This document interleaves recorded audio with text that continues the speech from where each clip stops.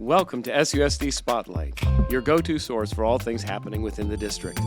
Whether it's celebrating student and staff achievements, delving into trending education topics, or highlighting inspiring human interest stories, we've got you covered. Join us as we illuminate the incredible endeavors taking place in our schools and forge connections within our community. Get ready to be informed, inspired, and engaged as we embark on this journey together, spotlighting the extraordinary in SUSD. Well, welcome to another edition of SUSD Spotlight. Today, we're excited to welcome into studio Chaparral alum Sam Primack. Thank you for having me. I'm so excited to be here. So, Sam, I'm really interested in knowing more about your story. Before I became superintendent at Scottsdale Unified, I had heard about this theater phenom who went from the stage at Chaparral to Broadway. And so I'm interested in knowing about your journey. Yes. I grew up here in Scottsdale. I grew up kind of right down the street. I went to elementary school at Cherokee and then went to middle school at Cocopah, and then I went to high school at Chaparral. So kind of always been in the SUSD family. I grew up immediately just kind of loving theater, loving everything kind of about the arts, and I'm sure we'll get into more of the specifics. But yeah, and then I kind of just did it all the way growing up until I moved to New York to do it. Yeah. So tell us a little bit about your time at Chaparral High School. It was amazing. I mean, I felt really lucky to be there at an important time. I felt like the theater program and the school itself was kind of in tandem in a lot of ways. Our amazing teachers, Sandy Flayton and Edward Como, who were there at the time, really like championed us, and I kind of went in not knowing a lot. I'd never been in a theater program. I did like the band at Cocopah, and I had never done choir or anything. So people didn't really know that I did theater, but I had been doing it on the side, like in community spaces and stuff like that. And when I got there, it was this really like wonderful like mix of people really being supportive of my love of it there. As people called me Sam from the play. That was my nickname for a lot of high school, which is really hilarious. And I got to do 4 shows there. And I really attribute a lot of the reason that I went to New York to Chaparral Theater Department and the Arizona High School Musical Theater Awards, which is an awards program that I won. The Gamage Awards are a big high school musical theater thing, and so I won in 2017 because I performed in our production of Catch Me If You Can. Remember that movie with Leonardo DiCaprio? Yes. So I played the Leonardo DiCaprio part. There's a musical version of it, and I won that, and it took me to New York to do the regional award show called the Jimmy Awards, and there in the audience was the Evan Hansen casting directors and the directors, and so that's how I first got seen to do there. So it's a pretty linear path from performing on the Chaparral stage to about a year and a half later performing on Did you aspire to be in Broadway? Is this something you always thought you wanted to do, or is this something that kind of just the doors opened up and you walked through them? Yes and no. I think it's been kind of the one consistent thing in my life has been theater. I started doing it when I was 4 years old at the Jewish Community Center, the Scottsdale JCC down the street. My mom kind of called them and was like, will you let him do this? Because he is like dying to do something like this. And immediately it was just kind of like something that I resonated with and I found myself having a place in. And all growing up, I did shows pretty much nonstop, and then I started working professionally. I played like the little boy roles in shows at the Phoenix Theater and Arizona Broadway Theater, and actually when I was 12, when I was at Cocopah, about my first semester into 6th grade, I left to do a tour of the musical of the Addams Family, and I played Pugsley. And I will say that would not have happened without like the love and support of the Cocopah teams too, to like make sure that I was still doing my schoolwork. I ended up doing a semester of 6th grade on the bus of the tour, and so it's always something that I've just found a lot of community and love in. Yeah. How have you remained connected to Chaparral since your time away, especially because your story being so linear has to really inspire those students who are in this now. We have some students this year who are also nominated for those same awards. And so I just wonder what those connections have been like. It's really special. I actually got to go back on Monday. I went back and I did a whole thing that was really special, a Q&A and a masterclass with the kids. And it's really important for me to kind of connect those dots because I mean, it was only 5 years ago when I had graduated, and I really want. I feel like Broadway, to a lot of people, especially because Arizona, is so far from New York, it can feel like a kind of a distant, far away thing. But the reality is that it's really one street, and it's really a collection of theaters. But more than that, it's a really small circle. And I found myself in New York a lot finding that this Arizona circle is really, really small. And so, as much as I've been keeping my Chaparral circle close, a lot of my friends still in New York are people that I went to high school with. My Arizona circle is still really prevalent in New York, and that's really special, I think. And so in the master class, what did you see from the students too, and then what were they able to gain from your insights? I hope a lot. No, it was an amazing thing. I love to teach as well, and so this was a really special way to get to do it on like a really personal basis. We had a 30-minute Q&A where we kind of just got to talk about they really asked really specific questions that only people who have kind of grown up here and want to be over there were able to ask.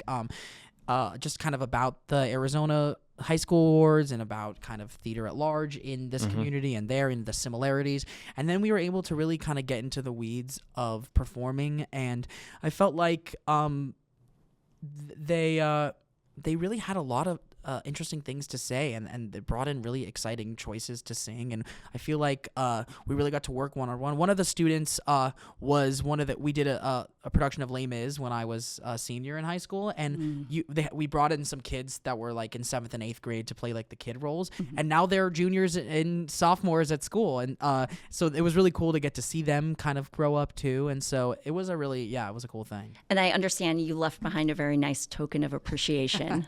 I did. I after the final performance of Evan Hansen, which I was lucky enough to be a part of in New York, they had given me this giant iconic blue polo is one of the costumes of the show, and they gave it to me in this beautiful frame, and it had been sitting in my living room for a long time in New York, and I was kind of staring at it and wondering what to do with it, and I kind of had the idea to kind of have it live in the halls of Chaparral, have it live there where all of the other kind of tokens of appreciation for the program is. There's a whole kind of awards section in the lobby of the auditorium where it's sitting now, and it was really special to have my old teachers there, and my family was there, and it was also my birthday, which was a really that's very cool. Weird part of it was my 23rd birthday, so that was a cool it was just a very full circle moment in general. Yeah, so it's sitting now. If you ever see a show at Chaparral, you'll see it sitting there. We'll definitely check that out. Yeah.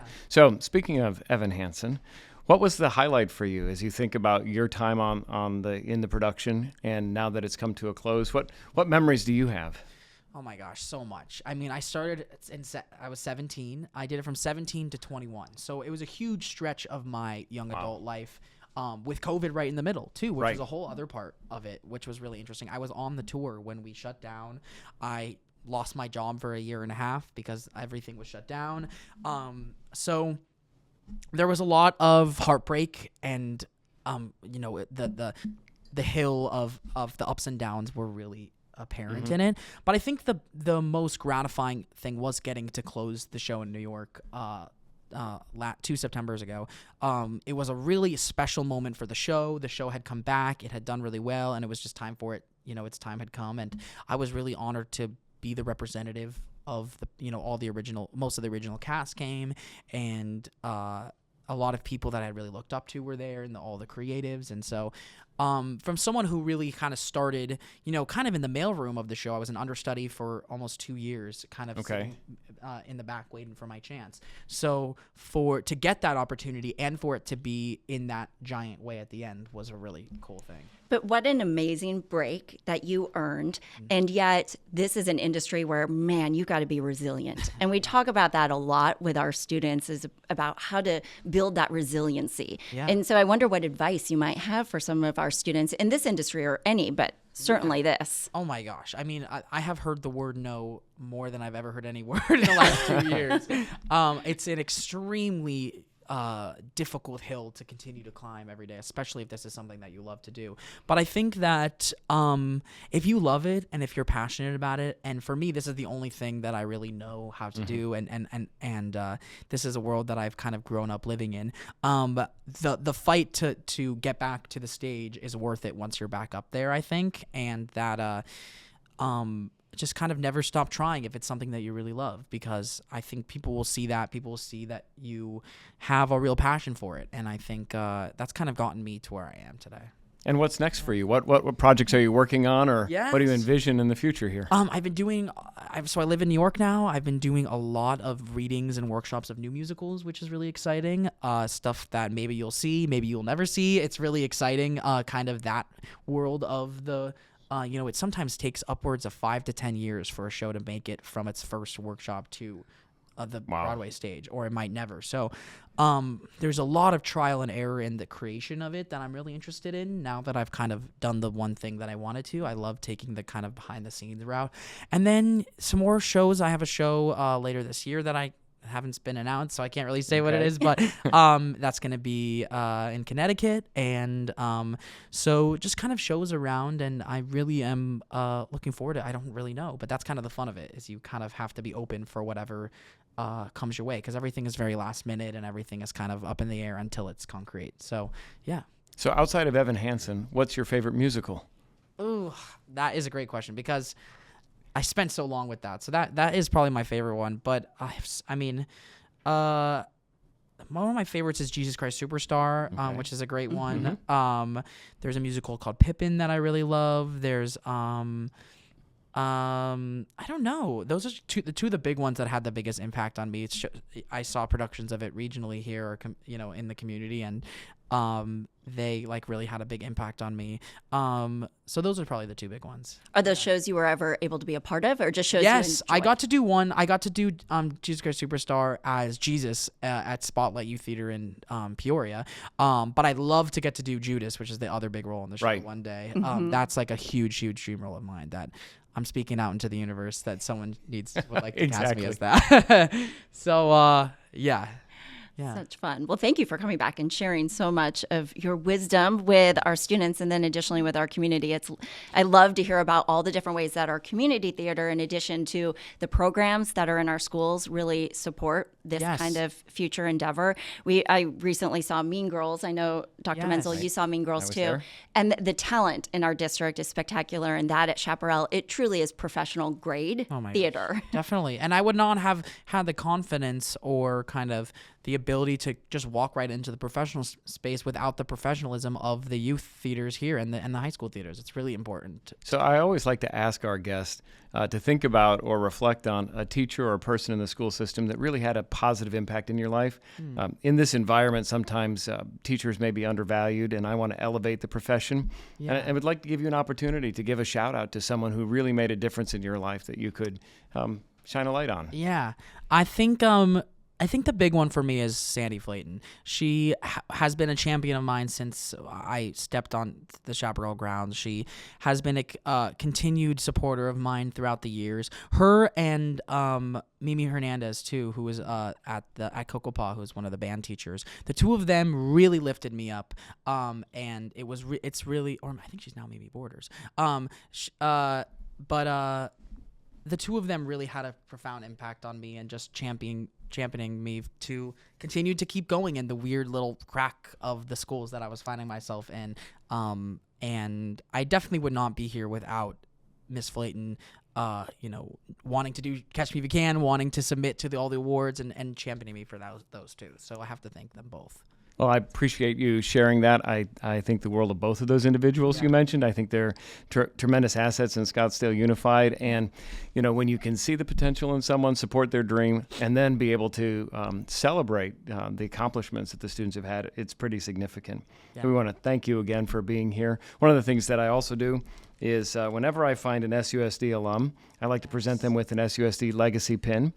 We hope that you'll wear it proudly all over the country. Anywhere I'm at, I carry those in my pocket so that sometime, because you just never know where you're going to find someone who started here and is now making a difference in the world. Thank you. So thank you for taking the time to join us while you're back at home, and we'll look forward to seeing you on the stage in the future. Great. Thank you so much. And that wraps up another episode of SUSD Spotlight. We encourage you to subscribe on your favorite podcast channel. And you can log on to our website, susd.org/spotlight, where you can pitch us your ideas for future episodes.